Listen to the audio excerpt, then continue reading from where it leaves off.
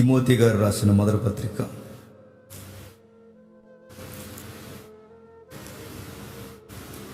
3వ అధ్యాయం 14 నుండి 16 వచనాలు కలిపి చదువుకుంటాం. శీఘ్రముగా నీ యొద్దకు వచ్చిన నిరీక్షించుచున్నాను, అయినను నేను ఆలస్యము చేసిన ఎడల దేవుని మందిరములు అనగా జీవం గల దేవుని మందిరములో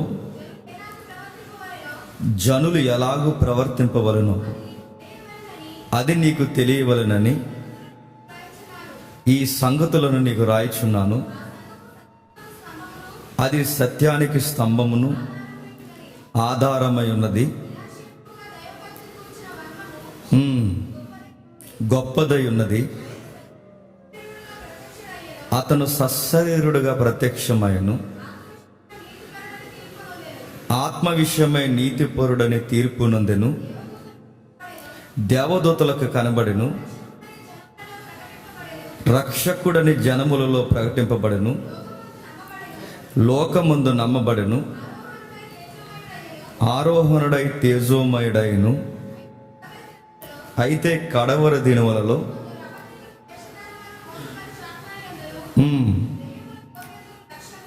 దయ్యాల బోధయందు లక్ష్యముంచి విశ్వాస భ్రష్టులగుదురని ఆత్మతేటగా చెబుతున్నాడు. ఆగుదాం. చదివిన విషయం ఎంతమందికి అర్థమైందో నాకు తెలియదు, కానీ గతించిన వారం కూడా తిమోతి పత్రిక నుంచి కొన్ని సంగతులు మనం నేర్చుకున్నాం. ముఖ్యంగా అంచె దినాల్లో దుర్బోధలు ఎక్కువైపోతాయట. అంచె దినాల్లో భయంకరమైన బోధలు విలయతాండం చేస్తాయట. ఆ బోధల విషయంలో ఎవరు ఎలా వ్యవహరించాలో తిమోతి గారికి పత్రిక రాస్తూ పౌలు గారు హెచ్చరిస్తున్నాడు. సందర్భంలో ఒక అమూల్యమైన సంగతిని రాశాడు. చూడండి 16వ వచనంలో, నిరక్షేపముగా దైవభక్తిని గుచ్చిన మర్మము గొప్పదై ఉన్నది, అతను సశరీరుడుగా ప్రత్యక్షమాయను,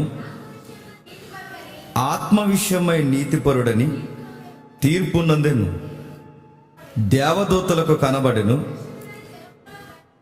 రక్షకుడని జనములలో ప్రకటింపబడెను, లోకమందు నమ్మబడెను, ఆరోహణుడై తేజోమయుడైను. ఆగుదాం.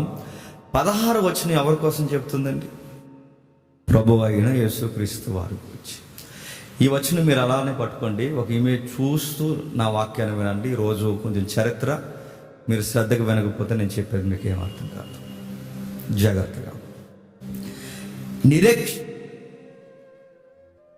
రుజువులతో దైవభక్తిని గుచ్చిన మర్మము, ఒక మర్మము ఓపెన్ అయిపోయింది. ఒక రహస్యం ఈ ప్రజలకు తెలిసిపోయింది. ఆ రహస్యం ఏంటంటే దేవుణ్ణి గుచ్చిన మర్మం. అది ఇది దేవుణ్ణి గుచ్చిన మర్మం. అంటే ఏంటా మర్మం? దేవుణ్ణి గుచ్చిన మర్మం ఏంటి? ఆ దేవుణ్ణి గుచ్చిన మర్మం ఏంటంటే దేవుడు సశరీరుడుగా ఇలలోనికి రావడమే గొప్ప మర్మం. దేవుడు సశరీరుడుగా ఇలలోనికి రావడం అంటే యేసుక్రీస్తు వారిని అపోస్తలుడైన పౌలు ఏమని డిక్లేర్ చేస్తున్నాడంటే ఆయన సాక్షాత్తు దేవుడైన ఆ దేవుడు సశరీరుడుగా ఇలలోనికి రావడమే, ఆయన వచ్చిన వాడు ప్రత్యక్షం కావడం, ఆత్మయందు నీతిపరుడని తీర్పు నొందడం, దేవదూతలకు కనబడడం, రక్షకుడని జనాల్లో ప్రకటింపబడడం, లోకమందు నమ్మబడడం, ఆరోహణమై తేజోమయుడైపోయాడు. ఇది దైవభక్తిని గూర్చిన గొప్ప రుజువు. ఆయన వచ్చాడు, ఆ దైవత్వం ఇలలోనికి వచ్చింది అనడానికి ఇదిగో రుజువు. ఆయనే నజరేయుడైన యేసు, అదృశ్య దేవుని యొక్క ప్రత్యక్షత. ఇది మనకు కనబడుతుంది. అయితే ఇది చదువుకున్నప్పుడు మనకేమనిపిస్తుంది? సాక్షాత్తు యేసుక్రీస్తు వారు దేవుని కుమారుడు మాత్రమే కాదు, చెప్పండి, ఆయన దేవుడితో సమానుడు, దేవుడు. ఈ మాట మనకు అర్థమవుతుందండి. కానీ సరిగ్గా మొదటి క్రీస్తు శకం 290లో అలెగ్జాండ్రియా అనే ఒక పట్టణంలో ఒక పెద్ద బిషప్ గారు ఉండేవారు. ఆయన పేరు కూడా అలెగ్జాండ్రియా. నా మాటలు అర్థమవుతున్నాయి? మీకు అర్థమయ్యేలా కొంచెం ఇమేజెస్ అక్కడ మారుతాయి, మీరు చూడండి. ఈ అలెగ్జాండ్రియా గారు క్రీస్తు శకం 290. ఈ 290లో ఈయన బిషప్గా పనిచేస్తున్నాడు ఆ టౌన్లో. అలెగ్జాండ్రియా గారు బిషప్గా పనిచేస్తున్నప్పుడు ఆయన దగ్గర ఒక కుర్రోడు అప్పుడే శిష్యరకం చేస్తున్నాడు. ఆయన పేరు అత్నేసియా. ఏం పేరు? అత్నేసియా. వీరిరువురు సేవన చేస్తున్న సమయంలో అదే టైంలో ఏరియస్ అనేవాడు కూడా పరిచయం చేస్తున్నాడు. ఎవరు? మీరు పేర్లు గుర్తుపెట్టుకోకపోతే ఈరోజు మీరేదో తమిళం భాష విన్నట్టు ఉంటుందని నేను మళ్ళీ చెప్తున్నాను. ఎందుకు ఈ లెసన్ నేను చెప్పాలంటే, దుర్బోధల కోసం మనము పక్షమును ఫైట్ చేస్తుంటే విశాల హృదయం కలిగిన వారు కొంతమంది ఏమంటారంటే, ఎందుకండి ఇలాంటివన్నీ అంటున్నారు. ఎవరు సేవలు చేసుకోకుండా ఎందుకండి, మరేం చేస్తారండి, ఆదివారం బిర్యానీ వండుకుని కక్క మొక్క డొక్క తినేసి దొల్లుతారా అని అడుగుతున్నాను నేను. తెలుగు రాష్ట్రాల్లో ఏం జరిగినా మీకు పట్టదా? తెలుగు రాష్ట్రాల్లో వదిలేయండి, సార్వత్రిక సంఘాల్లో ఏం జరిగిందనా మీకు బాధ్యత లేదా? అంటే ఎవడ బోధ వాడిది, ఎవడ ఫిలాసఫీ వాడిది, ఎవడికి వాడే ఈ జనాల మీద రుద్దేస్తుంటే అడగరా? కడిగి పడేస్తారు. ఈ విషయంలో మీరు అనేకులకు శత్రులు అవుతారండి. అవుతాం, అవడానికే పుట్టాం. సత్యముల పక్షమును నిలబడ్డానికే మేము పుట్టాం. ఈ గొంతులో ఊపిరున్నంత కాలం, ఈ సేవా జీవితం చేస్తున్నంత కాలం, మా కళ్ళ ఎదుట మా సమకాలీన జీవితంలో, అది మా మాతృభాషలో ఈ దుర్బోధన ఏ రంగం చేస్తే ఊరుకుంటామా? కడిగి పడేస్తాం. ఇలా మనం ఎంత సీరియస్గానే బైబిల్లో తిమోతి కానీ, పౌలు గారు కానీ, అపోస్తులు కానీ అరే దుర్బోధతో ఫైట్ చేశారా అని ఎంత స్పష్టంగా మనం మాట్లాడితే, మీరందరూ కలిసి సంఘాలను ఏం చేద్దాం అనుకుంటున్నారు? పార్టీ ఆడదాం అనుకుంటున్నారు. ఏం చేద్దాం అనుకుంటున్నారు అడుగుతారు. అసలు వీళ్ళు ఎలాంటో చెప్పినా వీళ్ళు ఫైట్ చేయరు. చెప్పండి, చేసేవాళ్ళు చేయను. అదే గుర్తుపెట్టండి, పరిగెట్టేవాడికి అవసరమైతే భుజం తట్టండి. పరిగెట్టడం చేత కదా, మజ్జిగ తాగేసి ఇంట్లో ఉండండి, బయటికి రాకండి. మేము ఫైట్ చేస్తాం. మొన్నటి వరకు పరిశుద్ధాత్మ పేరుతో జరుగుతున్న అరటిపళ్ళు, యాపిల్స్, వాటి విషయంలో మనం స్టార్ట్ చేస్తాం. అది ఇప్పుడైనా ప్రతిసారి దుర్బోధల కొరకు మనం మాట్లాడుతున్నాం. ఇప్పుడు కొత్తగా ఏం ప్రారంభించింది కదా, ఏమంటున్నారంటే ఆయనకి ఏదో ఉందంటే ఉంది. ఆయనకి నాకు 10 ఎకరాల గొడవ ఉంది. ఆయన నా బ్రదరే, నేను అడుగుతున్నా, ఆయనకి నాకు గొడవ ఏంటి? రేపొద్దున సురేష్ గాడు, తమ్ముడు సురేష్ ఏమన్నా వాక్యం తప్పు చెప్పినా ఫైట్ చేస్తాం. రేపొద్దున నాకు సుపరిచితమైన బోధకుడు ఎవరైనా తప్పు చెప్తే ఫైట్ చేస్తాం. నేను తప్పు చెప్తే వాడు నాతో ఫైట్ చేయాలి. ఇది క్రైస్తవ్యం అనుకున్న లెగసీ. మరి ఇది అదే, ఈ బేసిక్స్ కూడా అర్థం కాకుండా అరే మనం ఏమనకూడదండి, మనం ఏమనకూడదంటే చరిత్ర. అందుకే ఇలాంటి వాళ్ళ కొరకు చరిత్ర చెబుతున్నాను, వినండి. అది 290. అది అలెగ్జాండ్రియా అని ఒక బిషప్ గారు పనిచేస్తున్నారు. ప్రారంభంలో ఇప్పుడంటే డినామినేషన్స్ ఒక్కొక్క సంఘానికి ఒక్కొక్క పేరు ఉంది. అప్పుడు సార్వత్రిక పదం ఏంటో తెలుసా? క్యాథలిక్ అంటారు. క్యాథలిక్ అంటే లాటిన్ వర్డ్లో క్యాథలిక్ అంటే, మూల భాషలో క్యాథలిక్ అంటే, గ్రీకు లాటిన్ కలగలిపిన ఈ క్యాథలిక్ అనే పదం సార్వత్రిక సంఘం అని అర్థం. క్యాథలిక్ వేరు, బాగా వినాలి, రోమన్ క్యాథలిక్ వేరు. నేను రోమన్ క్యాథలిక్ కోసం కాదు చెప్తుంటా, క్యాథలిక్. ఆ టైంలో బిషప్స్ ఉండేవారు, ఆ టైంలో ఆర్చ్ బిషప్స్ ఉండేవారు, ఆ టైంలో హెల్డర్స్, చాలా కేటగిరీస్ ఉండేవి. సంఘాన్ని అలా నడిపించేవారు. నిజానికి బైబిల్ ప్యాటర్న్ బేస్ చేసుకుంటేనే కొన్ని కేటగిరీస్ ఎడదీశారు. సంఘం ఒక సిస్టమేటిక్గా నడవాలని పెద్దలు ప్రారంభించారు ఇదంతా. ఇదిగో భోజనాల దగ్గర 7 మెంబర్స్ ఉండాలని అపోస్తులు పెట్టారా లేదా? 6వ అధ్యాయంలో. భోజనాల దగ్గర ఒక సిస్టమ్ ఫాలో అవ్వాలంటే, సిస్టమ్ ఫాలో అవ్వకపోతే సాంబార్ కూడా ఉండేవారు. ఉండద్దారా?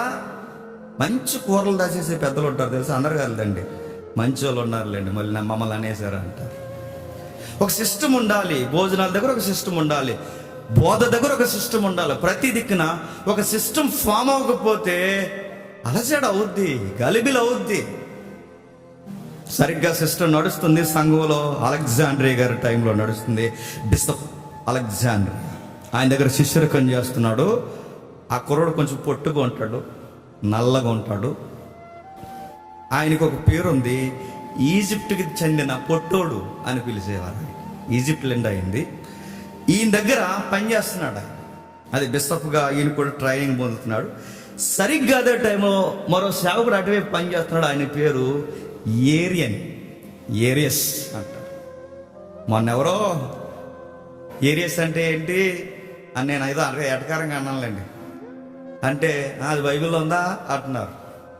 అది బైబిల్లో ఉండదు అయ్యా. నేను స్పష్టంగా అన్నాను, సంఘ చరిత్రలో ఏరియస్ అనే ఒక మూమెంట్ ఉంది. సంఘ చరిత్ర పాయింట్ నోట్ చేయాలి. సంఘ చరిత్రలో ఏరియస్ అంటే 2వ శతాబ్దంలో ఈ మూమెంట్ ఒకటి స్టార్ట్ అయింది. ఏరియనిజం అంటారు. ఆ ఏరియనిజంలో ఇతగాడు ఏం చేస్తాడంటే సడన్గా ఒక స్టేట్మెంట్ ఇచ్చాడు. ఏమన్నాడంటే ఒక క్రొత్త బోధ తీసుకొచ్చాడు. ఆ క్రొత్త బోధ కుమారుడు లేని ఒక కాలం ఉందన్నాడు. ఏంటి మీకు బైబిల్ అర్థమైందో లేదో నాకు తెలియదు, కానీ బైబిల్ అర్థమైతే ఆ మాట విన్న ఒక్కసారి రోమాలు ఏమవుతాయి తెలుసా? ఒకేసారి భయానికి గురవుతాయి. ఒళ్ళు ఒక్కసారి జలజరిస్తుంది. ఎందుకంటే కుమారుడు లేని కాలం ఏంటి? కుమారుడు అంటే ప్రభు అయిన యేసుక్రీస్తు వారు. యేసుక్రీస్తు వారు లేని కాలం ఏంటంటే యేసుక్రీస్తు వారు లేని కాలం ఒకటి ఉంది అని సడన్గా ఒక కొత్త బోధ ఈ ఏరియన్ అనే వ్యక్తి తెర మీద తీసుకొచ్చాడు. క్యాథలిక్ అంటే సార్వత్రిక సంఘంలోనికి బోధన తీసుకొచ్చాడు, క్రొత్తగా తీసుకొచ్చాడు. తండ్రి మాత్రమే శాశ్వతమైన వాడు, ఆయన పేరు యెహోవా. కుమారుడు కాలగతంలో ఎప్పుడో, ఈ టైం అని నోట్ చేయలేం కానీ ఎప్పుడో పుట్టాడు. ఆయనకు పుట్టుకుంది. ఎవరికి? కుమారుడికి పుట్టుకుంది. తండ్రికి మాత్రం పుట్టుక లేదు. కుమారుడికి పుట్టుక జరిగింది, పరిశుద్ధాత్ముడికి కూడా పుట్టుక జరిగింది. వీళ్ళిరువురు పుట్టారు. తండ్రి మాత్రమే ఆయన సుపీరియర్గా ఉన్నాడు. వీళ్ళిద్దరూ కాలంలో సందర్భాన్ని బట్టి వాళ్ళు పుట్టారన్నాడు. మనకు పెద్ద సీరియస్ మ్యాటర్ ఏమీ కాదేమో అనుకోవచ్చు, కానీ బైబుల్ యొక్క లైన్స్ అర్థమైతే చాలా ప్రమాదకరమైన దుర్బోధ అది. ఎందుకంటే యేసు ప్రభు పుట్టడం ఏంటి? నేను మరియమ్మ గర్భం కోసం మాట్లాడలేదు. అంటే యేసు ప్రభు కూడా ఆది, యేసు ప్రభు వారికి కూడా అంతము ఉంటే దీని ఎఫెక్ట్ ఎక్కడ తగులుతుందంటే ఆయన దేవుడు కాకపోతే నిత్యుడు కాడు. ఆయన నిత్యుడు కాకపోతే బాగా వినాలి, ఆయన మనకి రక్షకుడు కాదు. ఆయన రక్షకుడు కాకపోతే మన పాపాల తీసే విమోచకుడు లేడు. ఎఫెక్ట్ ఎక్కడికి వెళ్ళిపోయిందో చూడండి. అంటే ఆయనకి ప్రారంభం ఉంది అంటే ఒక్క పదం, ఆయనకి ప్రారంభం ఉంది, ఆయన పుట్టాడు అన్న ఒక్క పదం అంటే ఆయన దేవుడు కాడు. ఎందుకంటే పుట్టినవాడు దేవుడు ఎలా అవుతాడు? ప్రారంభం ఉన్నవాడు దేవుడు ఎలా అవుతాడు? దేవుడు అంటే ఆది అంతము లేనివాడు. మరి మరియమ్మకు పుట్టాడంటే దాని పుట్టుకండ్రు వచ్చాడు, ఇలాలోనికి ఉన్నవాడు వచ్చాడు. ఇది క్లారిటీగానే మనకు తెలుసు, దేవుడి దయ వల్ల మనకు అర్థమైంది. కానీ ఏరియన్ అనే ఆ తెగ ఏం చేసిందంటే ఇదిగో ఆయన పుట్టాడు, వెంటనే ఉలిక్కి పడిపోయాడు బిషప్ అలెగ్జాండ్రియా అథ్నేసియా. అరే ఇదేం బోధరా? యేసుప్రభు పుట్టడం ఏంటి? తప్పుడు బోధ చెప్తున్నారు. ఈ బోధ కొరకు మనం అడగాలని ఒక్కసారి తెర మీద తీసుకొచ్చారు. ఈ రెఫరెన్స్ అవుతున్నారు. ఏమని చదువుతున్నారు? 16వ వచనం చదవండి. నిరాక్షేపముగా దైవ భక్తిని గూర్చిన మర్మము గొప్పదై ఉన్నది.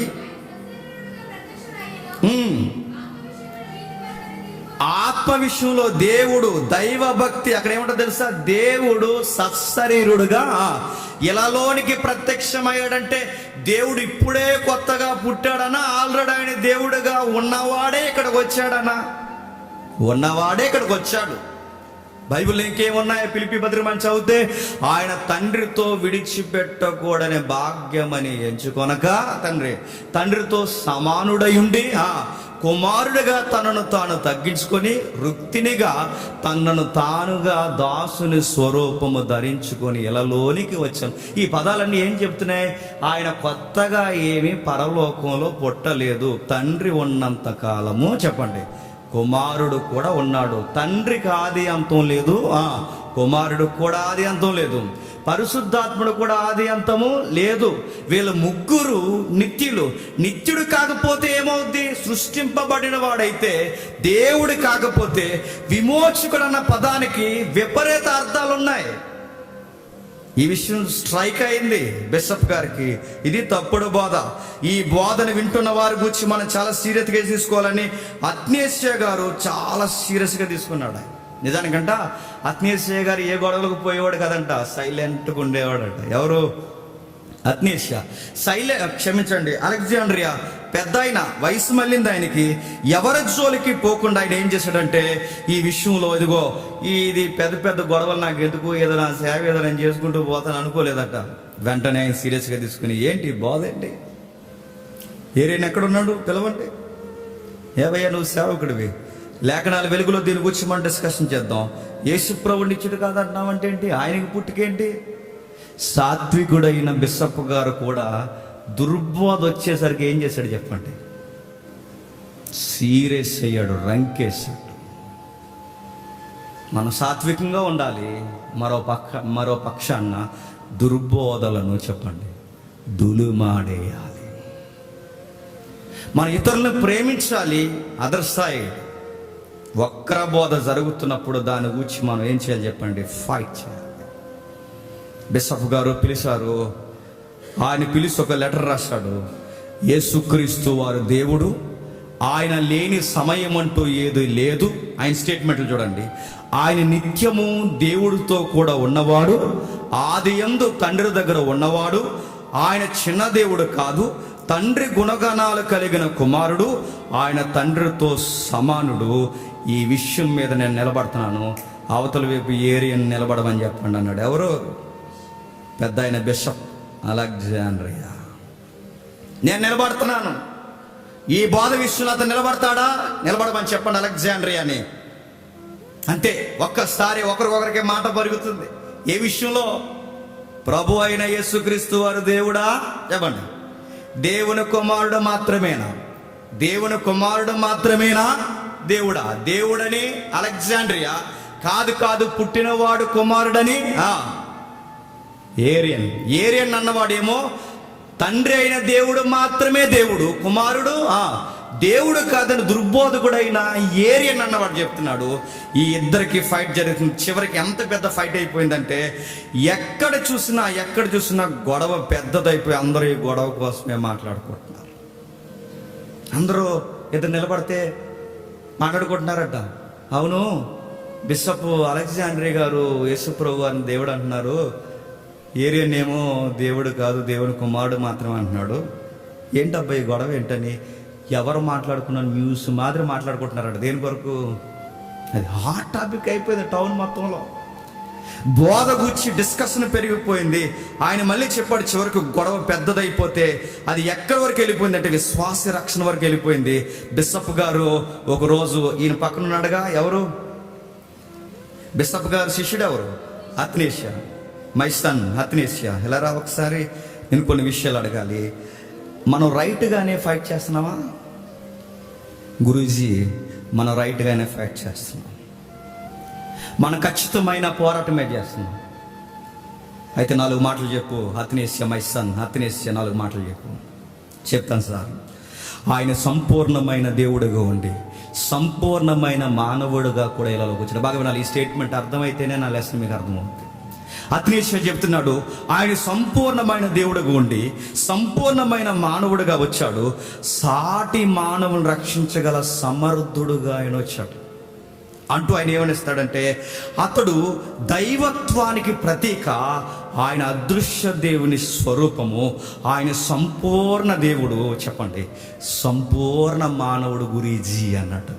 ఇంకా మనకు అర్థం అవడానికి మన స్టాండింగ్లో దిగి మాట్లాడాడు అత్నేషియా. ఏమన్నాడంటే, మానవుల యొక్క బలహీనత ఏంటో, మానవుల యొక్క పతన స్థితి ఏంటో, మానవుల యొక్క దౌర్భాగ్యపు స్థితి ఏంటో అర్థం అవ్వాలి అంటే ఆయన మానవుడుగానే పుట్టాలి.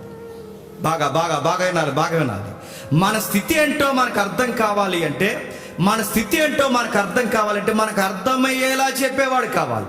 మనల్ని అర్థం చేసుకునేవాడు ఆయన దేవుళ్ళ ఉంటే కాదు, ఆయన సాటి మానవుడిగా కావాలి. అంటే మనకు ఒక రిప్రజెంటివ్ కావాలి, మానవుల్లో నుండి ఒక మానవుడు రిప్రజెంటివ్ కావాలి. అంటే మానవుల్లో నుండి ఒక ప్రతినిధి మాట్లాడే ఒక యాజకుడు, ఒక మీడియేటర్ కావాలి. ఆ మీడియేటర్గా ఉండడానికి ఆయన ఏమయ్యాడంటే, ఇటువైపు మన పక్షాన మాట్లాడడానికి మానవుడిగా వచ్చాడు. మరి అటువైపుకి వెళ్ళి దేవుడితో వాదించారుగా. నా మాటలు అర్థమవుతున్నాయి లేదో? ఇటువైపు మన పక్షాన మానవుడిగా ఉన్నాడు, మరి అటువైపుకి వెళ్ళి దేవుడితో మాట్లాడాలంటే మానవుడిగా కాదు, చెప్పండి. అటువైపు దేవుడితో మాట్లాడాలంటే దేవుడితో దేవుడుగా ఉండాలి గురూజీ అన్నాడు. ఎంత మంచి పాయింట్ అండి.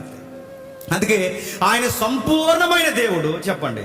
ఆయన సంపూర్ణమైన మానవుడు. ఆయన గొడవేంటో మనకు అర్థమయ్యేలా చెప్పాలి అంటే మానవుడిగా ఉండాలి.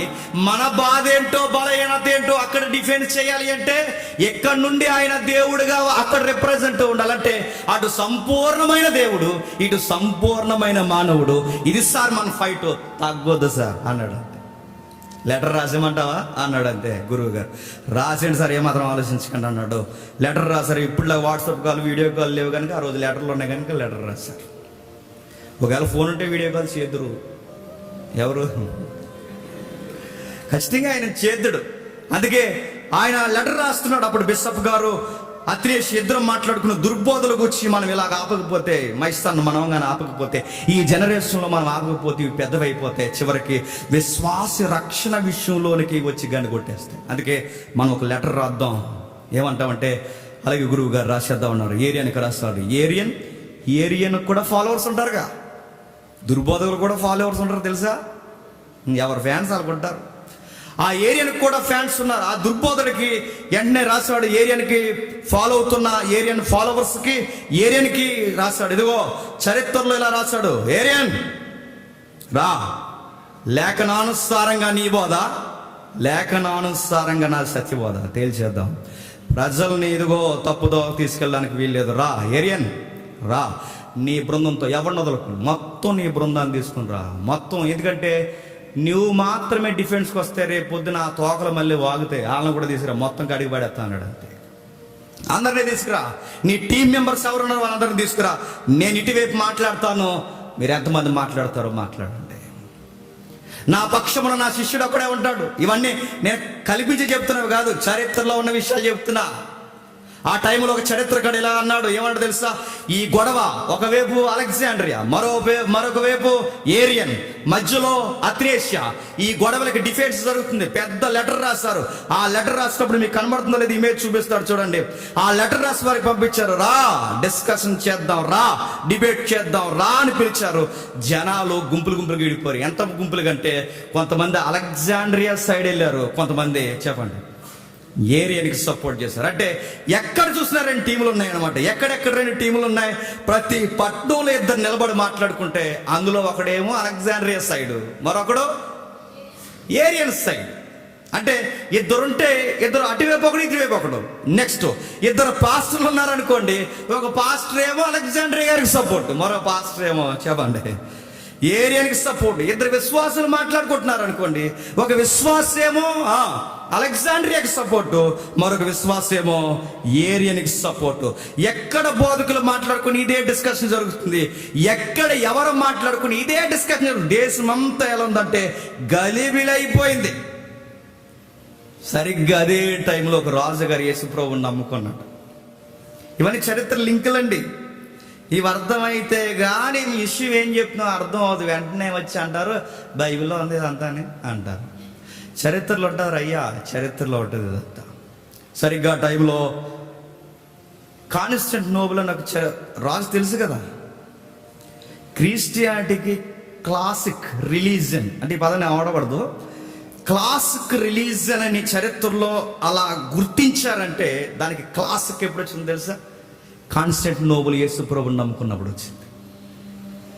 ఆయన నమ్మాడు, యేసుప్రభుని నమ్మాడు. అప్పటి వరకు అంతకుముందు ఒక చక్రవర్తి ఉండేవాడు.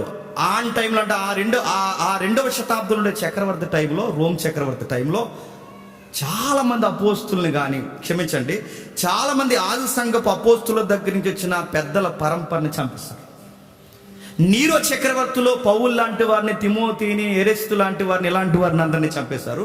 ఇక మిగిలిన పెద్దలు ఎవరైనా ఉన్నారంటే ఆ పెద్దల్ని ఆ తర్వాత వచ్చిన ఆ రెండవ చక్రవర్తి ఆడి చంపేశారు. సరిగ్గా రెండవ శతాబ్ద కాలంలో మూడో చక్రవర్తి నమ్ముకున్నాడు. ఆ టైంలో క్రైస్తవుని చంపడంటే సరదా. ఎంత సరదా అంటే క్రైస్తవులు అలా రోమ్ కొలీషియం తెలుసు కదా, గ్లాడియేటర్ ఫైట్లు జరిగేవి. గ్లాడియేటర్ ఫైటర్స్ వీళ్ళందరినీ బానిసల్ని గ్లాడియేటర్గా చేసి వాళ్ళని రోమ్ కొలీషియంలో 50,000 మంది కూర్చుంటారంటే ఇలాగా స్టేడియం, ఫుట్బాల్ స్టేడియంలా ఉంటుంది రోమ్లో. సగం విరిగిపోయింది రండి ఇప్పటికి. అది ఇలా ఫుట్బాల్ స్టేడియం చుట్టూ ఇలా కూర్చుంటారు, పబ్లిక్ అంతా అలా కూర్చుంటే మధ్యలోకి వదిలేస్తారు. ఈ దాసులు కొట్టుకుంటున్నప్పుడు పులులు వదిలేస్తారు, సింహాలు వదిలేస్తారు. ఈ ఆటలో మనుషులకి రక్తం కారిపోతుంటే ఈ ఆడియన్స్ అందరూ చూసి చాలా ఎంజాయ్ చేస్తారు, రక్తం కారుతుంటే ఎంజాయ్ చేస్తారు. వీళ్ళు ఎంజాయ్ చేయడానికి ఎవరిని మధ్యలోకి విసిరేసేవారు తెలుసా? క్రైస్తవుని విసిరేసేవారు.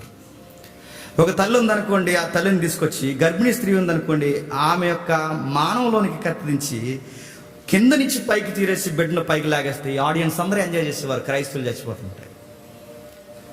నెలలు నిండిన బిడ్డని మృగాలకి, ఎలుగుబంట్లకి అలా ఇసిరేస్తుంటే ఆనందపడేవారు. క్రైస్తవులు చచ్చిపోతుంటే ఆనందపడేవారు. క్రైస్తవులు అంటే లోకువ. క్రైస్తవులు అంటే ఆ టైంలో ఎవ్వరు కూడా లెక్క చేసేవారు కాదు. కానీ విషయం ఏంటంటే అంతలాగా క్రైస్తవుల్ని చంపేస్తుంటే చాలామంది అలా చూసి ఆనందపడుతున్నప్పుడు అయ్యో క్రైస్తవులు చనిపోతున్నారని జాలి పడేవారు కొందరైతే, కొంతమంది విచిత్రంగా చూశారు. అరే ఇలా పిచ్చేటరా. నేను మొన్న చెప్పాలండి డిస్కషన్ వీడియోలో, నాకు టైం సరిపోక హిస్టరీ దాటి వెళ్ళిపోయాను. హతసాక్షుల చరిత్ర మీరు చదవండి. 6 నెలల పాపని, తల్లిని ముందు పాపం చంపేస్తారు ఆ రోమ్ కొలీసియంలో, తర్వాత తల్లిని చంపడానికి తీసుకెళ్ళిపోతారు. ఇలా ప్రజల్ని ఇలా చంపేస్తుంటే అప్పటి వరకు ఎంజాయ్ చేసిన ఈ 50,000 మంది కూర్చొని ఆ ప్రజలు ఆశ్చర్యపోతారు. అరే వీళ్ళు చంపేయకూడదు, వాళ్ళ దేవుడిని నొట్టలేదు, వదలట్లేదు, ఆ దేవుడిని ఎరగమని ఒక మాట అంటే అయిపోతుంది కదరా. ఆ టైంలో ఆ రాజు కాలంలో ఏ జీవి వచ్చిందంటే చక్రవర్తి మాత్రమే దేవుడు. ఆ ఒక్క మాట అంటే చాలండి చంపరు. ఆ ఒక్క మాట అంటే చాలు, చక్రవర్తి దేవుడు అంటే చంపరు. ఆ మాట మీరు అనంటే మేము చంపమన్నారు. బాలింత తల్లులు కూడా మేము అనం సార్, యేసుప్రభు కొరకు చచ్చిపోతాం సార్, మేము అనలేము సార్, మేము మా దేవుడిని మేము ఒమ్ము చేయలేము సార్, మేము చచ్చిపోతాం సార్. తీసుకెళ్ళి బెడ్ నుంచి విసిరేసారు, బెడ్ను తినేస్తున్న కళ్ళ ముందు. చెబుతావా రాజు దేవుడు అని చెబుతా అంటే నేను చెప్పలేను సార్, చచ్చిపోతాను. ఇసిరేయండి ఏమని కూడా ఇసిరేస్తారు. తర్వాత బంధువులు మిమ్మల్ని నెక్స్ట్ ఇసిరేస్తాం ఏమంటారంటే నేను చెప్పలేను సార్. ఒక్క మాట అనలేక చచ్చిపోతేప్పుడు ప్రజలు ఆలోచించారు. ప్రజలు ఎంత ఆలోచించారంటే అరే వీళ్ళ దేవుళ్ళలో ఎంత గొప్పతనం లేకపోతే వీళ్ళ ప్రాణాలను కూడా తునప్రాయాలకు వదిలేస్తున్నాడంటే బహుశా ఆయన గొప్ప దేవుడై ఉంటాడని వీళ్ళ అతి సాక్ష్యాలు చూసి ప్రజలు యేసు ప్రభుని నమ్మడం స్టార్ట్ చేశారు. అలా స్టార్ట్ చేసి అలా ప్రారంభిస్తుండగా సడన్గా ఎవరు నమ్ముకున్నారంటే ఈ కాన్స్టాంటినోపుల్ అనే రాజు కూడా నమ్ముకున్నాడు. అప్పటి వరకు క్రైస్తవులను చంపేవారు. రాజే ఇప్పుడు మతాన్ని, అంటే క్రైస్తవ మతాన్ని, ఆల భాషలో చెప్తున్నాను, క్రైస్తవ మతాన్ని స్వీకరించాలంటే ఇంకా దాడులు జరుగుతాయా? రాజే మనోడైతే ఇంక గొడవలు ఉంటుందండి. వడ్డించేవాడు మనోడైతే మొత్తం మనకేనంట సామెత. అలాగా రాజే ఇప్పుడు క్రైస్తవుడైతే ఇంకెవరేం చేయలేరు. అందుకే ఒక కొత్త జీవో తీసుకొచ్చాడు, చర్చలు కట్టుకోండి, ఎవడేమంటాడు నేను చూసుకుంటాను. మరలా క్రైస్తవుల మీద దాడి జరిగిందో రాజ్య బహిష్కరణ జరుగుద్ది అనుకుంటున్నారు అని రాజు క్రైస్తవులకి ఒక క్లాసిక్ లుక్ ఇచ్చాడు చరిత్రలో. బాగుంది అక్కడి వరకు చరిత్ర, అంతా బాగుంది, నెమ్మదిగా ఉంది, సంఘం కాస్త అభివృద్ధి పొందుతుంది, కొత్తగా సంఘాలు ఏర్పడుతున్నాయి అనుకునే టైంకి లోపల ఈ గొడవ జరుగుతుంది. ఏ గొడవ? అథెనేసియా, క్షమించండి అలెగ్జాండ్రియా, చెప్పండి ఏరియండి, ఈ 2 పోర్లు ఇద్దరు రాజుకు పిచ్చెక్కిపోయింది. ఒరే నమ్మక ఏదో యేసు ప్రభు నమ్ముతుంటే మీ గొడవ పెట్టరా రాజ్యంలో? ఏదో కాస్త బాగుంది భక్తి ఉందని నేను ఏదో మిమ్మల్ని నమ్మితే, ఈ దేవుడిని నమ్మితే మీరేటి నాకు బుర్రపాటు చేస్తారు రాజ్యంలో ఉండి. ఎక్కడ చూసినా అందరు ఇద్దరు నిలబడ్డారంటే ఈ గొడవ మాట్లాడుకుంటారు, ఇద్దరు పాస్టర్లు మాట్లాడితే ఈ గొడవ మాట్లాడుకుంటారు. దేశం అంతా గలిబిలిగా ఉంది. మీ ఇద్దరు కలిసి ఏం చేశారంటే మొత్తం దేశాన్ని లాండ్ ఆర్డర్ ప్రాబ్లం తీసుకొచ్చేసారు మీ ఇద్దరు కలిసి. ఇదిగో నా రాజ్యంలో ఇది ఇలా ఉండడానికి వీల్లేదు. ఇక యేసు ప్రభువుని నమ్మి నేనేదో కాస్త సమాధానంగా ఉందా అనుకుంటే మీ గొడవ ఎక్కువైపోయింది రాజ్యంలో. పాస్టర్లా ఫైటర్లా మీరు అన్నాడట. ఎవరు? కాన్స్టాంటినోపుల్. ఏంటి దీని గొడవ ఏంటి తేల్చేయండి. ఇదిగో నా రాజ్యంలో గొడవ ఉండడానికి వీళ్ళు. అసలు నువ్వా, నీ వాదన నిజమా, అతని వాదన నిజమా, ఏదో తెలిసేయండి, మొత్తం ఏదో తెలిసేయండి. ఎందుకు ఇంత ఫీల్ అవుతున్నాడంటే కాన్స్టాంటినోపుల్ యొక్క ఫీలింగ్ ఏంటి చెప్పిన, తన రాజ్యం ఎలా ఉండాలి చెప్పండి, సమాధానకరంగా ఉండాలి. ఈయనకి సమాధానకరంగా ఉండాలన్న పాయింట్ చూస్తున్నాడు తప్ప లేఖనాల ప్రకారం ఏది రైటు ఏది తప్పు అన్నది ఈయనకి అనవసరం. ఈయనకి కావాల్సింది ఏంటంటే ఎవడో ఒకటి నిలబడంటారు. ఎందుకు వచ్చిన గొడవ? ఎవడో ఒకటి నిలబడి ఈ గొడవ చక్కబెట్టేయండి. ఎందుకు వచ్చిన గొడవ అంటే, అలాగే సార్ అన్నారు. పిలుచుకొచ్చారు. సత్యమును బట్టి కలవాలనుకున్నవారు ఒకవైపుకి వచ్చారు, సత్యాన్ని పక్కకు దోసేసి కలవాలనుకున్నవారు మరో పక్క వచ్చేసారు. ఈ మధ్యకాలంలో చాలా మంది స్టేట్మెంట్లు ఇచ్చేసారు. ఈ మధ్య టైంలో ఏమంటున్నారు తెలుసు వాళ్ళు? వీళ్ళు ఏమంటారు, ఆ టైంలో ఈ బ్యాచ్ ఆ టైంలో కూడా ఉన్నారు. వీళ్ళు ఏమంటారంటే చాలా మంది ఇలా చాలా ఈజీగా అంటున్నారు అనమాట. ఏమంటారంటే, ఏంటండి సంఘాలు ఈ గొడవలు ఏంటి? ఆ టైంలో ఉన్నారు ఈ బ్యాచ్, తబలా బ్యాచ్ అంటారు వీళ్ళని. టక్కడగడ వెనకాల రిధం వేస్తారు, బీజిఎం చూసారు, టగడగడ ఎందుకండి టగడగడ అన్నారు అన్నమాట. తబలా బ్యాచ్ ఆ రోజు కూడా ఉన్నారు. వాళ్ళు అన్నారట, ఎందుకు సార్ ఈ సిద్ధాంతాలు అవసరం అండి? ప్రేమ ఉండాలండి మనుషుల మధ్య. ఏముండాలంట? ప్రేమ ఉండాలండి. అరే ప్రేమతో ఉండకుండా ఏంటంటే సిద్ధాంతాలు ఎవడకు కావాలండి? లవ్ ఉండాలండి. బోధకులుగా మీరు కొట్టుకోవడం ఏంటండి? లవ్గా ఉండక అన్నారట. అప్పుడు అలెగ్జాండ్రియా అథెనేసియా ఎలా అన్నారు? బాగా నోట్ చేయండి ఈ పాయింట్. ఎలా అన్నారు?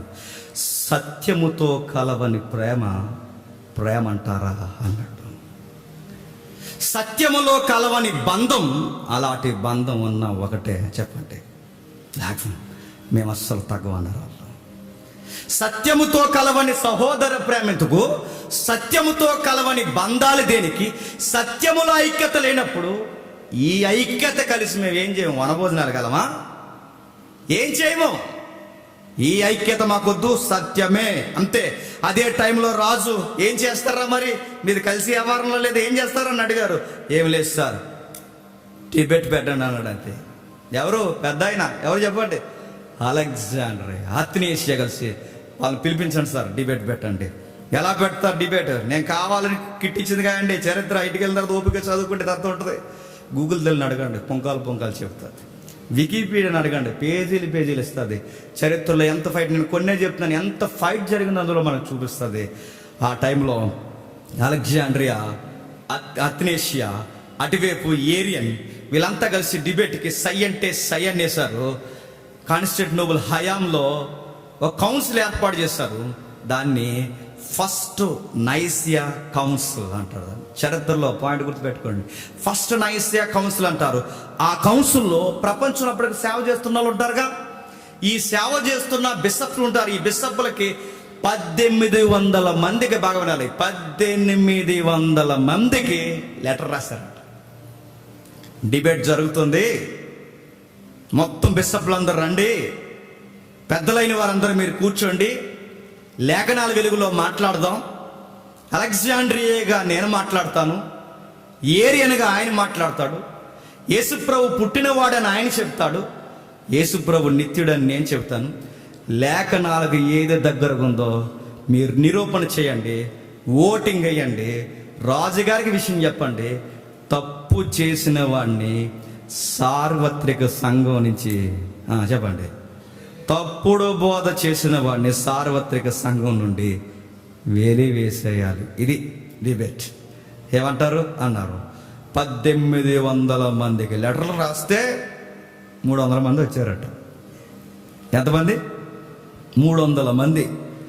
మరి 1500 మంది ఏమయ్యారు?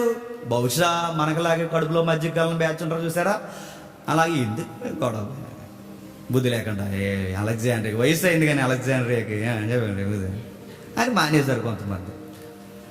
ఏరియా నీకైనా ఎందుక ఆ పుట్టుకురోడు అయితే అలాగే తెలియదేంటి? ఎవరైనా అథెనేసియా, ఈజిప్ట్గా ఏంటి, కొంచెం నల్లగా ఉంటాడు ఆ కుర్రోడు. ఏదైనా సంఘాన్ని ఏదో అలా నడిపించుకుని వెళ్ళిపోగా ఎందుకు వచ్చింది అని కొంతమంది మానేశారు. కొంతమంది బిజీ, ఎందుకంటే దేవుని సంఘము సిద్ధాంతాలు ఏమైపోయినా పర్లేదు, వీళ్ళ బిజినెస్లు ఏమేమవ్వకూడదు. మాకు ఇప్పుడు సిద్ధాంతాల కొరకు మాకు అంత ఇంట్రెస్ట్ లేదు బ్రదర్, చాలా బిజీగా ఉన్నాం, వ్యాపారాలు అవి నష్టపోతాయి, 4 రోజులు మళ్ళీ డిబేట్ అంటే చాలా కష్టం కదా అని కొంతమంది మానేశారు. కొంతమందికి పాపం ఆ రోజుల్లో మరి ఇంత వాహనాల సౌకర్యం లేదు కదండి దూరం నుంచి రావడానికి, కొంతమంది అలా మొత్తం మీద 1500 మంది రకరకాల కారణాల వల్ల మానేశారు. 300 మంది మాత్రం బాధ్యత కలిగిన వారు వచ్చారు. వాదించండి అని చెప్పారు. వాదించారు. తీవ్రమైన వాదన జరిగింది. అది కనబడుతుంది, అది చూడండి ఎంతమంది కనబడుతుందా? సుమారు ఫస్ట్ నైసియా కౌన్సిల్. అది నేను వేయలేదు, పెయింట్ రాదు నాకు, చరిత్రలో తెచ్చాను అది. నేను ఎంత అదో రక్కుంటుందండి అది. మీకు విషయం చెప్పిన, ఎంత గత్తరకెత్తే అంత ఫేమస్ పెయింట్ తెలుసా? అర్థం అవ్వకపోతే రేట్ ఎక్కువ. వేద్దాం ఈసారి మన డబ్బులు అయిపోయినాయి. ఆ పెయింటింగ్ మీరు జాగ్రత్తగా చూడండి, ఆ ఊహా చిత్రాన్ని మీరు గమనించి బిషప్స్ అందరూ కూర్చున్నారు, రాజాలు కూర్చున్నాడు సింహాసనం మీద, రాజు కూర్చున్నాడు, బిషప్స్ కూర్చున్నారు, ఆర్గ్యుమెంట్ జరుగుతుంది. ఒకసారి ఊహించుకోండి ఎలా ఉంటుంది డిబేట్. నా సైడ్ చెప్పిన అలాంటి డిబేట్లు జరగాలండి.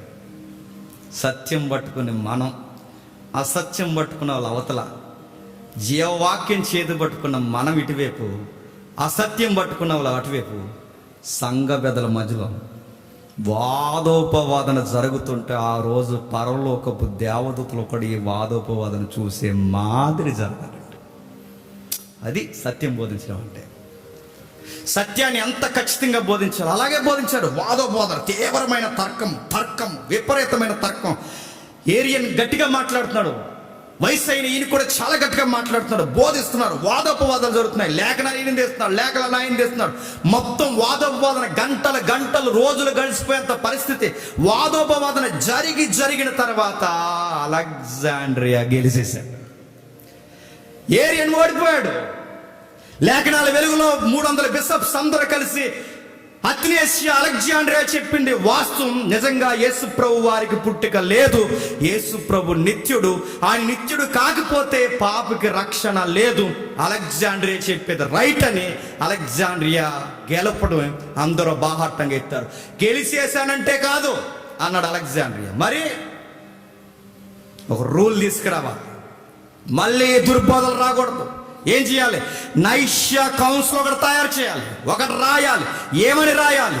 ఆ రాసింది తరతరాలు ప్రపంచ సంఘాలు చదువుకోవాలి. రాశాడు, ఈ పాయింట్స్ మీద ఎవడైతే నిలబడతాడో ఆడు మాత్రమే సేవ చేయాలి, ఆ పాయింట్స్ మీద ఎవరైతే నిలబడరో వాడి విశ్వాసగా కూడా గుర్తించకూడదని ఒక పట్టిక తయారు చేశారు. ఆ పట్టిక ఈ రోజుకి సిఎస్ఐ, మెథడిస్ట్, బాప్టిస్ట్, లోదరన్, ఇంకా ఏవైతే మెయిన్ లైన్ సక్సెస్ ఉన్నావో వాటన్నిటిలో ఆ రోజు తయారు చేసిన నైష్యా కౌన్సిల్ సిద్ధాంతం ఇప్పటికీ చదువుతారు. ఆ చదివిని మీరు వినే ఉంటారు, మీరు అది అనుకుని అనరు. ఒక్కసారి నేను చదివి వినిపిస్తాను, ఇదా అనుకుంటారు. ఇప్పుడు చూడండి, అదేంటో తెలుసా? విశ్వాసి, అవును నేను తండ్రి అయిన దేవుణ్ణి నమ్ముచున్నా.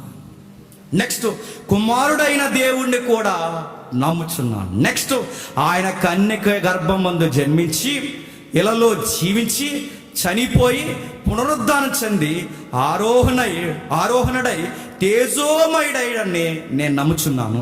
పరిశుద్ధాత్మను నమ్ముచున్నాను, విశ్వాసిగా అంగీకరిస్తున్నాను.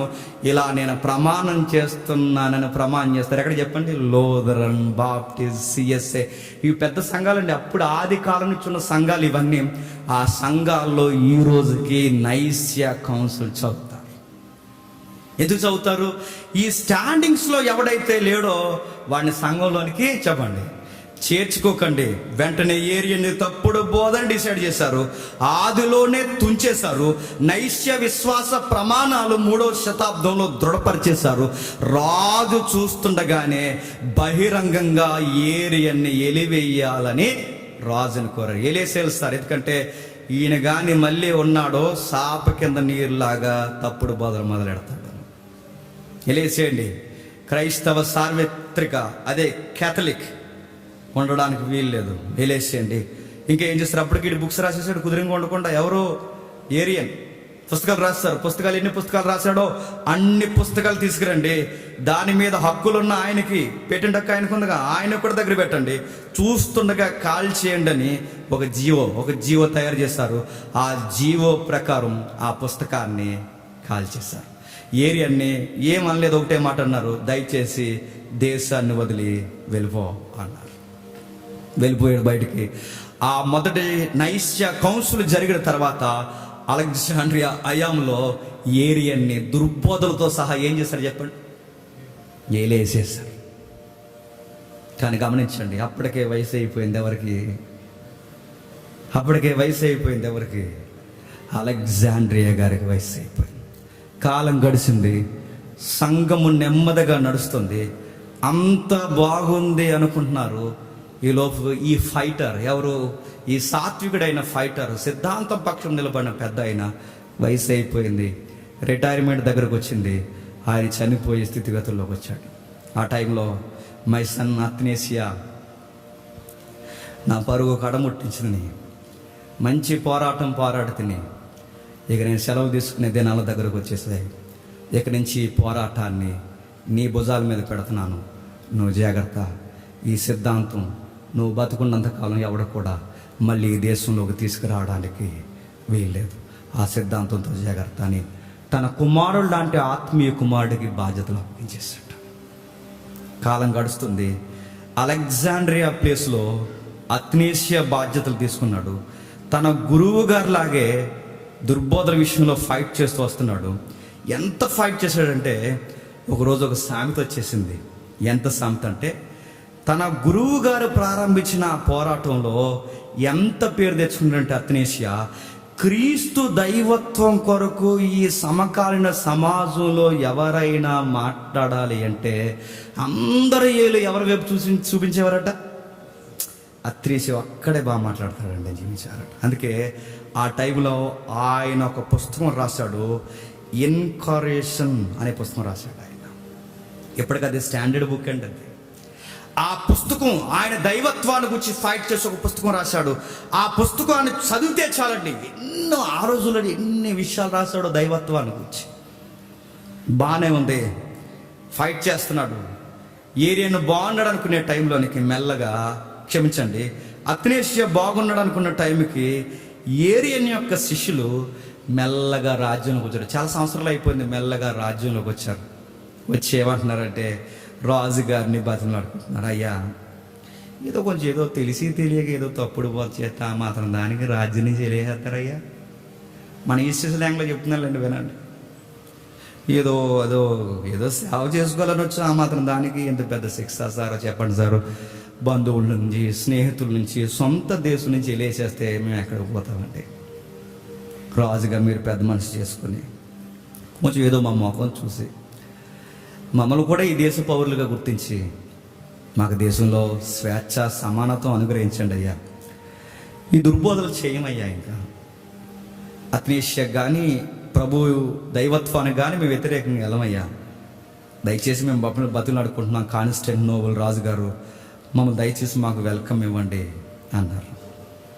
రాజుగారు జాలిపడిపోయారు. రాజుగారికి లేఖనాలు ఏం తెలుసు? రాజుగారికి లేఖనాలు వెళ్తాయా?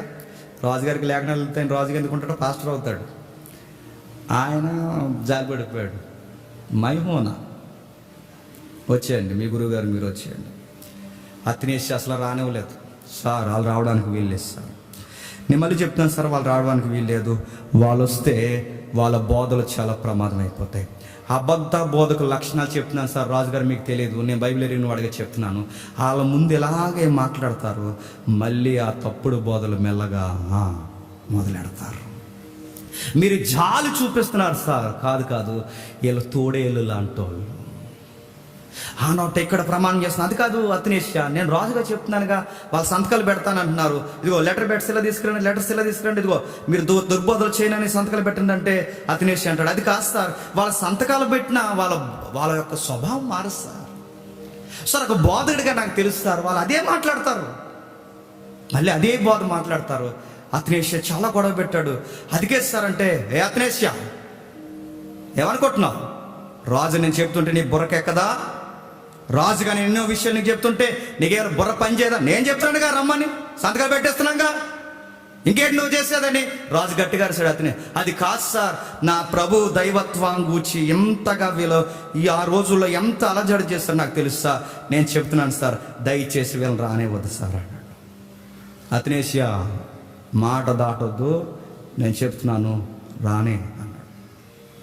అది కాదు సార్ అంటే, రానే అన్నాడు.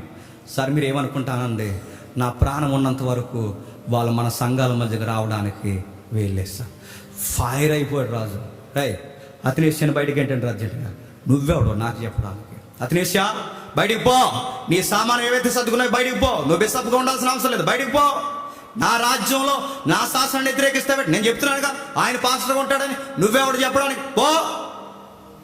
విషయం ఏంటి తెలుసా? రాజుకి ఎక్కించేశారండి అప్పటికే ఏరియన్ శిష్యులు. ఏమని ఎక్కించేశారు తెలుసా? బాగా వినండి, నేను మర్చిపోతాను రాసుకుని వచ్చాను. అత్నేసియా మీద కొన్ని పాయింట్లు రాశారు. ఏమని? మొట్టమొదటిగా నిందలేశారట. రాజుకి నక్కల్లా దగ్గరికి వెళ్ళి, అత్నేసియా అండి చాలా తేడా అండి అని చెప్పారంట. నిందలేశారట. రెండవది ఏం చెప్పారు తెలుసా? అథెనేసియా ఏం చెప్తున్నాడు తెలుసా? సార్ మీకు తెలుసు సార్, అథెనేసియా సంఘాల్లో ఏం చెప్తున్నాడంటే ట్యాక్స్ కట్టొద్దు అంటున్నాడు సార్. నిన్న మొన్న ఒక ఆయన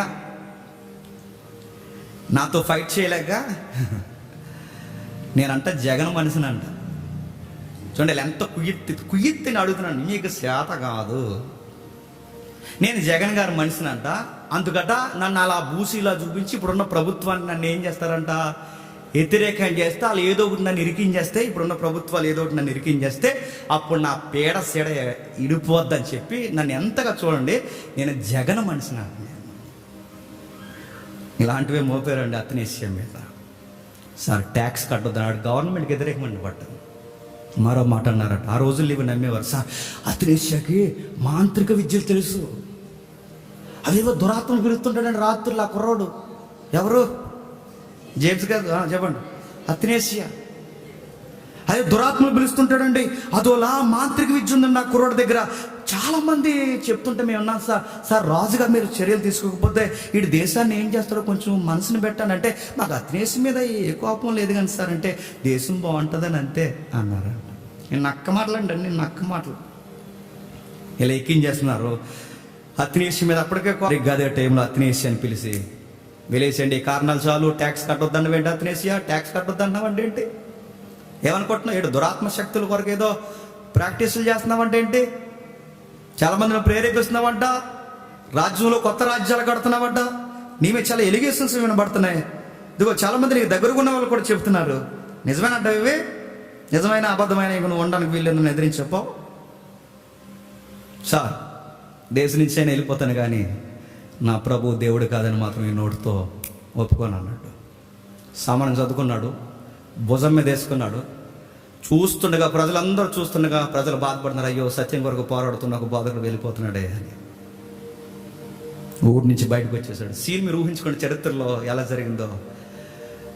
అథెనేసియా దేశం నుంచి బయటికి వెళ్ళిపోవడం, ఏరియన్ దేశం లోపలికి రావడం, రెండు ఒకేసారి జరిగాయండి. చరిత్ర ఇది. అథెనేసియా బయటికి వెళ్ళిపోయాడు, ఏరియన్ అనుసరులతో సహా లోపలికి వచ్చాడు, ఎక్కిరించుకుంటూ మరి వచ్చాడు. ఏరియన్ ఎంత ఎటకారం చేస్తున్నా, ఏరియన్ ఎంతగా తన మీద నిందలేసినా ఆ విషయాన్ని తీసుకున్నాడు. రాజుకి ఎలాగో లేఖనాలు తెలియవు. ఈరోజు నీ ఆట సాగొచ్చు, రేపు నీ ఆట సాగొచ్చు. ఏరియన్ ఇప్పుడు నీ టైం, దేవుడు నాకు టైం ఇస్తాడు, వస్తా, గుర్తుపెట్టుకో, మళ్ళీ వస్తా, రాసి పెట్టుకో, మళ్ళీ వస్తా అన్నాడు. వెళ్ళాడు. కాలం గడిచింది. కట్ చేస్తే రాజుగారు చచ్చిపోయారు. రాజుగారు చనిపోయారు. రాజు చనిపోయినట్టునే మళ్ళీ వచ్చాడు మన ఈరుడు పొట్టైన. ఎవరు చెప్పండి? అథెనేసియా. రావడంతోనే మొదలెట్టాడు. యేసు దేవుడు పుట్టినవాడు కాదు, ఆయన గిట్టినవాడు కాదు, ఆయన సాక్షాత్తు దేవుడు, ఆయన నిత్యుడు. ఏరియన్ తెలుసుకుందాం మళ్ళీ అన్నాడు. అంతే, తెలుసుకుందాం మళ్ళీ. రాజు ఇప్పుడు లేడు, ఇప్పుడు బిషప్స్, నువ్వు నేను, నీకు చెప్పేవాళ్ళు లేడు, నాకు చెప్పేవాళ్ళు లేడు, మనం తెలుసుకున్నారా? ఏమంటావు? నీ శిష్యులు ఎంతమంది ఉన్నారు అంతమంది తీసుకురా, నా శిష్య గణాంగంతో నేను వస్తాను, ఏమంటావు? అంతే. వీడికి మళ్ళీ వణుకొచ్చేసింది. వీడు మళ్ళీ వచ్చాడు ఎట్రా అనేసి. నేను వెళ్ళను కాక వెళ్ళను, తేలుద్దాం తేలుద్దాం తేలుద్దాం తేలుద్దాం తేలుద్దాం తేలుద్దాం, ఎంతకాలం తేల్చేద్దాం. ప్రజలందరూ అబ్బా ఇప్పటివరకు ఏదో ఒక దుర్బోధ, ఏదో ఒక బోధ నెమ్మదిగా ఉన్నాను కూడా మళ్ళీ వచ్చి పొట్టైన అసలు కుదురు అన్నారు. ఎవరిని గొడవ పెడతాడు మనిషి వస్తాం, ఎవరిని సత్యం మాట్లాడుతున్నాడు అలాగ ఉంటాడు లోకానికి. కుదురుగా ఉన్న వాళ్ళని గెలిపి గొడవ పెడతాడు ఈయన. బాబు ఏటయ్యా నువ్వు వచ్చి మళ్ళీ గొడవ అంట. ఇలా సుమారు బాగానండి. ప్రతిసారి వచ్చారు, ఏదో వంక పెట్టేవారు, మళ్ళీ ఏరియాని దేశం నుంచి ఏలేసేసేవారు. మళ్ళీ కొన్ని సంవత్సరాలు బయట ఉండేవాడు. కాలం గడువు ఉంటుంది, ఇన్ని సంవత్సరాలు నువ్వు బయట వెలివేస్తామని. ఆ గడువు తీరిపోయిన తర్వాత మళ్ళీ ఏరియాని వచ్చేవాడు. వచ్చి మళ్ళీ అనేవాడు, ఈదిలో నిలబడి తెలుసుకుందామా అనేవాడు. మారలేదు ఇంకా నువ్వు? మారను సార్, మారను. మళ్ళీ ఏలేసేసారు. మళ్ళీ వచ్చాడు, సరిగ్గా సంఘాల మధ్యలో నిలబడ్డాడు. ఏరియన్ తెలుసుకుందావా అన్నాడు. మారవ నువ్వు అన్నాడు. మారను. ఈ గొంతులో ఊపిరినంత కాలం యేసుక్రీస్తు సాక్షాత్తు దేవునితో సమానుడు. చెప్తాను నేను. మళ్ళీ ఏలేశారు, మళ్ళీ వచ్చాడు, మళ్ళీ ఏలేసేశారు, మళ్ళీ వచ్చాడు. చరిత్రలో 5 సార్లు ఏలేసేశారు. ఎన్నిసార్లు? 5 సార్లు. 5 సార్లు ఏలేసేస్తే 5వసారి మళ్ళీ వచ్చాడు. అప్పటికి ఆయనకి 70 సంవత్సరాల వయసు వచ్చేసింది. ఎవరికి? అత్నేషియా. 70 సంవత్సరాల వయసు వచ్చాక అప్పుడు నిలబడి మళ్ళీ వణుకుతూ వచ్చి అన్నాడు, ఇలా కర్ర పట్టుకుని, తేల్చుకుందామా అన్నాడు. ప్రజలు డైనమోలో పడ్డారు, ఆలోచించారు. సుమారు 75 సంవత్సరాల వయసు వచ్చేంత వరకు జీవితం అంతా ఒక సిద్ధాంతం కొరకు ఫైట్ చేస్తున్నాడంటే ఆ సిద్ధాంతంలో ఏదో ఉందని ప్రజలు ఆలోచించడం మొదలెట్టారు. ఒక్క సిద్ధాంతం కొరకు 5 సార్లు దేశం నుంచి వెలివేయబడ్డాడు. ఒక్క సిద్ధాంతం కొరకు 70 సంవత్సరాలు ఫైట్ చేశాడు. ఒక్క సిద్ధాంతం కొరకు జీవితంలో ఇంతగా సూలు బాస్తున్నాడు. పెట్టండి రా బాబు ఈ మనిషికి మళ్ళీ డిబేట్ అన్నారు. ఎప్పుడు? 70 ఏళ్ళ వయసులో 5 సార్లు గంటేస్తే 70 సంవత్సరాల వయసు వచ్చినప్పుడు పెట్టండి, ఇప్పుడైనా పర్లేదు, మళ్ళీ పెట్టండి. డిబేట్ పెట్టారు. మళ్ళీ వాదోపవాదాలు జరిగాయి. ఆ వాదోపవాదాల్లో అత్నేషియా గెలిచేశాడు. నా మాటలు అర్థమవుతున్నాయి లేదో? అత్నేషియా మళ్ళీ గెలిచేశాడు. 366లో ఆయన గూర్చి ఒక గొప్ప స్పష్టమైన మాటను, సత్యం కొరకు పోరాడేవాడని ఒక గొప్ప మాటను ఆయనకు కితాబు ఇచ్చారు. ఆ కితాబు ఏంటో తెలుసా? పోరాడే యోధుడు. మీరు తిమోతి పత్రికలు చదువుతుంటే, ఆ 2వ పత్రిక కానీ మొదటి పత్రిక కానీ చదువుతుంటే పౌలు ఇవే మాటలు రాస్తాడు తన ప్రియ కుమారుడికి. నా కుమారుడా, మంచి సైనికుని వలె నా వలె క్రీస్తు కొరకు పోరాటము చేయి. అది తిమోతియే కాదండి, చెప్పండి, అత్నేషియా కూడా. పోరాటం చేయి. ప్రభువు కొరకు ఎంత పోరాటం చేస్తావు అంత పోరాటం చేయి. నా కుమారుడా, మంచి పోరాటం చేయి. ఆ రోజుల్లో కితాబు ఇచ్చారట ఆయనకి. 366 ఆ టైంలో ఈయన కితాబు ఇచ్చారు. ఎంత మంచి కితాబు ఇచ్చారో తెలుసా? ఈయన క్రీస్తు యొక్క యుద్ధ సైనికుడు. ఆయనకి ఆ రోజుల్లో పిలిచేవారట. ఏమని? ఆయన ఎలా పిలిచారట? Warrior, warrior, warrior, warrior, warrior.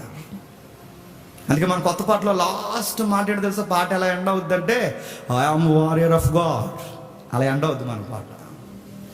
నేను దేవుని సైనికుడిని, దేవుని తరపున పోరాడుతున్న సైనికుడిని, యుద్ధ వీరుని. I'm warrior of God. పిలిచారట అత్నేషియాని వారియర్, దేవుని తరపున పోరాడే యోధుడు. 70 ఏళ్ళు పోరాటం చేసి చివరికి గెలిచేశాడు. మళ్ళీ ఏరియా నిజాన్ని బయటికి వెళ్ళేసేసాడు. లోకం ఎలా మాట్లాడింది? అత్నేషియా ఇప్పుడు ఏం చేయాలి అన్నారు. మీ గురువు గారు ఉన్నప్పుడు ఫస్ట్ నైసియా కౌన్సిల్లో పట్టిక తయారు చేశాడు. ఇప్పుడు నీవే నిర్ణయాలు తీసుకుంటున్నావంటే, ఇలాంటి వంకరోలకి చాలా వచనాలు అర్థం కావట్లేదు కనుక బైబుల్ని ఒక సిస్టమేటిక్గా కొన్ని పుస్తకాలుగా కూరిస్తే బాగుంటుందన్న ఫీలింగ్ అన్నాడు. ఎవరు? అత్నేషియా. అంటే ఎలా అన్నారు? పాత నిబంధనకి 39 పుస్తకాలు, అది గ్రీకు తర్జుమా జరుగుతుంది అప్పటికి. పాత నిబంధన 39 అప్పుడు జరిగిపోయింది, 39 పుస్తకాలు. క్రొత్త నిబంధనకి ఇదిగో ఈ 27 పుస్తకాలు ఉంటే బాగుంటుందని నా అభిప్రాయం అన్నాడు. ఎంత మంచి మాట అండి. గమ్మత్తేంటి చెప్పిన? అత్నేషియా ఏ 27 పుస్తకాలు ఉంటే బాగుంటుందని కోరుకున్నాడో అచ్చం చరిత్రలో అలాగే జరిగింది. అత్నేషియా రాసిన 27 పుస్తకాలే ఇప్పుడు క్రొత్త నిబంధనలో సిస్టమేటిక్గా అలా ఉన్నాయి. అంటే దాని వెనక ఎవరున్నారు చెప్పండి? ఆ వ్యక్తి వెనక దేవుడు ఉన్నాడండి. ఆయన ఏ పుస్తకాలైతే ఉండాలని కోరుకున్నాడో తర్వాత తరాల్లో పెద్దలు అవే పుస్తకాలు ఉంచారు. భిన్న అభిప్రాయాలు, యూదుల ఇతిహాసాలతో కలపబడిన కొన్ని గ్రంథాలని కావాలని నిశ్శబ్దం చేసేస్తారు. అత్నేషియా బైబుల్ని, క్రొత్త నిబంధన బైబుల్ని ఒక సిస్టమేటిక్గా ఉంటే బాగుంటుందని 5 సార్లు పోరాటం చేసి, భాగమేనండి, దేవుణ్ణి దేవుడు అని చెప్పి ఆయన సశరీరుడిగా ఇలలోనికి వచ్చను. దేవదూతలకు కనబడను, అనేకులకు కనబడి తేజోమయుడై ఆరోహణుడై ఆయన దేవుడిగా నిరూపింపబడను. 70 సంవత్సరాలు యేసు ప్రభు దేవుడని చక్రవర్తికి ఎదురు తిరిగి చెప్పాడండి. మనం చక్రవర్తి కాదు, ఈది నెంబర్ కూడా ఎదురు తిరగలేము. ఏం విశ్వాసం ఏంటో మనకి.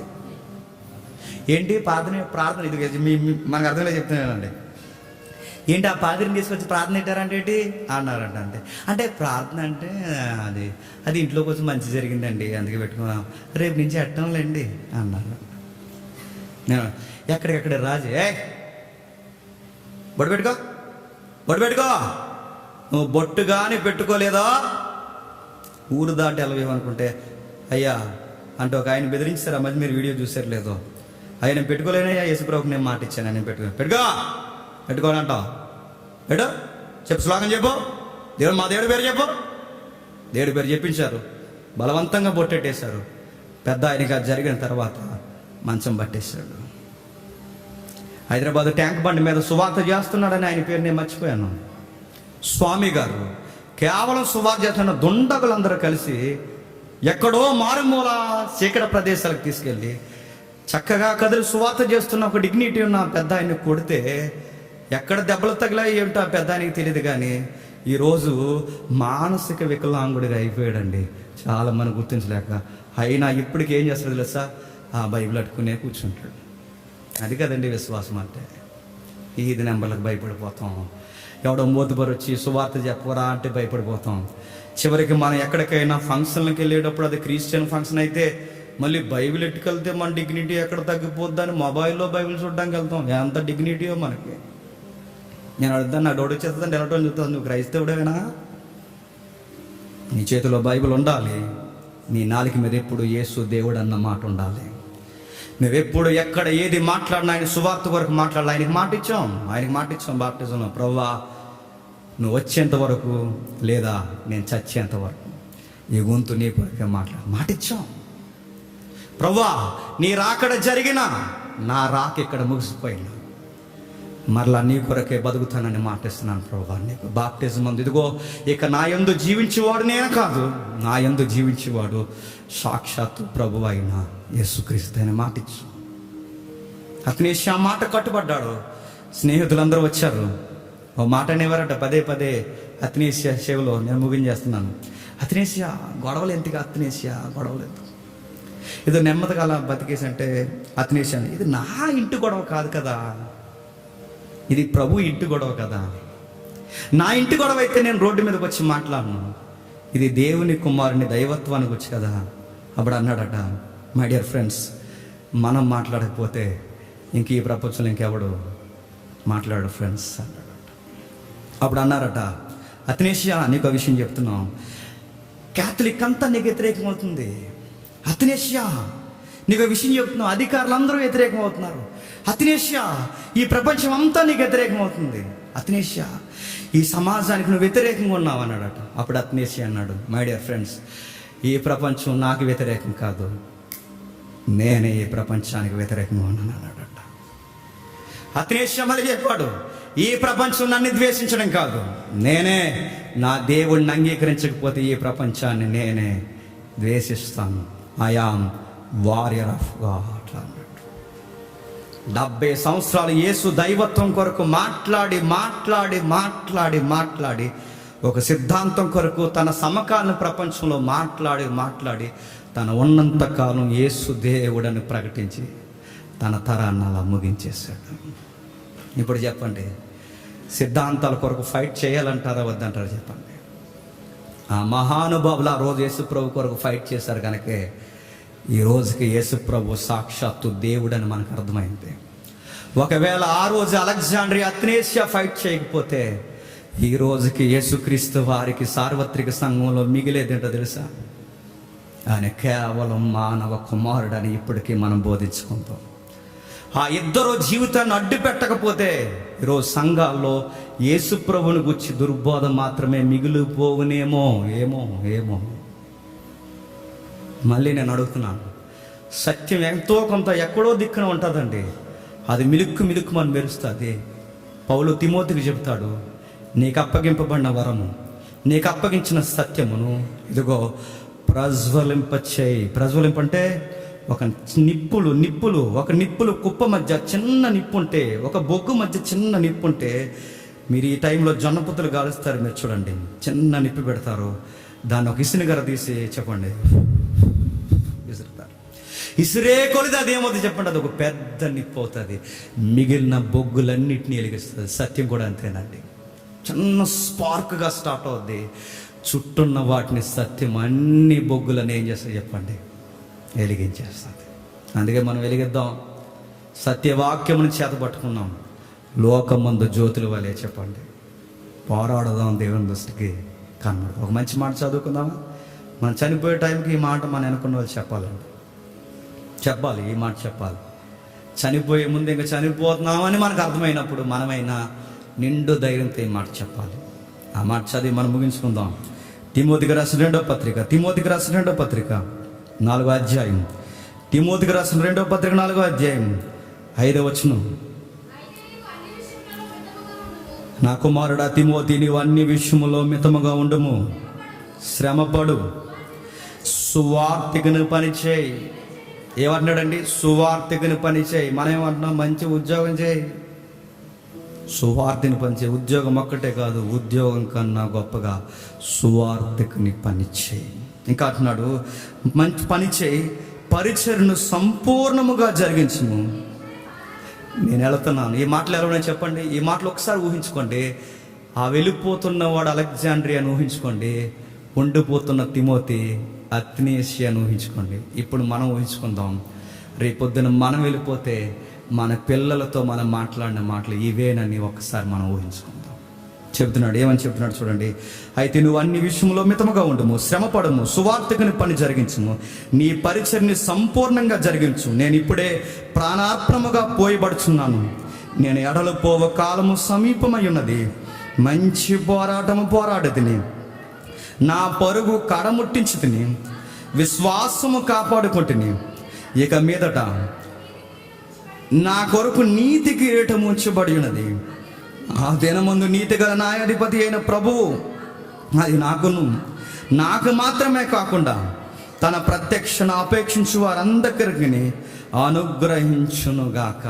మనందరికీ ఒక కిరీటం ఉందట. బాగా వినండి.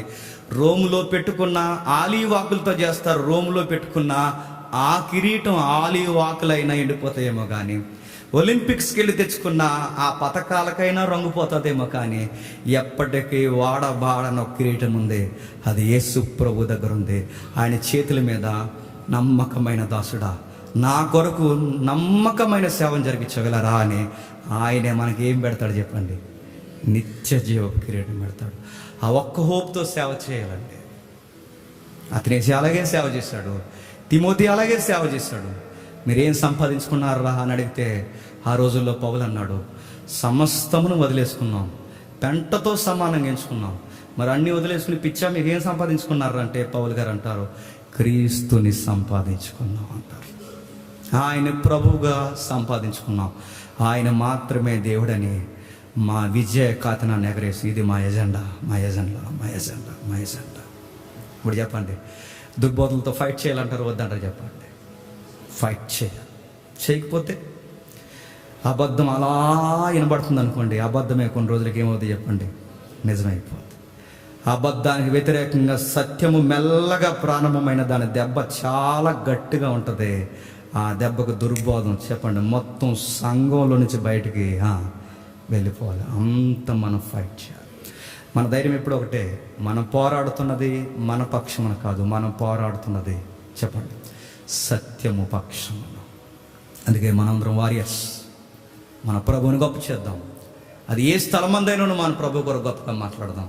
అది ఉద్యోగస్తుల మధ్య అయినా, అది రాజకీయం మధ్య అయినా, అది ఈదులు అయినా, ఇంటింట తిరుగుతూ అయినా, నడి బజార్లో అయినా, మారుమూల ప్రాంతాల్లో అయినా, ఎక్కడైనా బోర్డులు పట్టుకుంటారో లేదా మీ గ్రంథాన్ని విప్పి నలుగురికి అర్థమయ్యేలా చెబుతారో, మీరు ఎక్కడికి వెళ్ళి మీ ప్రభు కొరకు ఎలా ప్రకటిస్తారో, మీకు ఎలా తోస్తే అలా దేవుని కొరకు ఎన్ని అవకాశాలు మీరు ఉపయోగించుకోండి.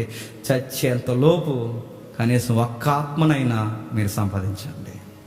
పోరాటం చేయండి. సత్యం కొరకు మాట్లాడండి. పోరాటం అంటే కత్తులు కరాటాలు కాదు, సత్యం ఉన్నది ఉన్నట్టుగా చెప్పాలి. మనం చెబుదాం మన మీద ఎన్ని నిందలు వేసినా, మన మీద ఎన్ని అబద్ధాలు మాట్లాడినా, లేదా మళ్ళీ కొత్తగా ఏమన్నా ప్లాన్ చేసినా, ఎన్ని చేసినా చెబుదాం. చెబుతాం 5 సార్లు కాదు 10 సార్లు వెళ్ళేసేసిన మళ్ళీ రోడ్డు మీదకి వచ్చి చెప్పండి మొదలెడదామా అంటాం. సిద్ధాంతం స్టార్ట్ చేద్దామా? నేను ఈ పక్షమును మాట్లాడతాను, నువ్వు ఆ పక్షమును మాట్లాడు. సత్యమే మన ఊపిరి.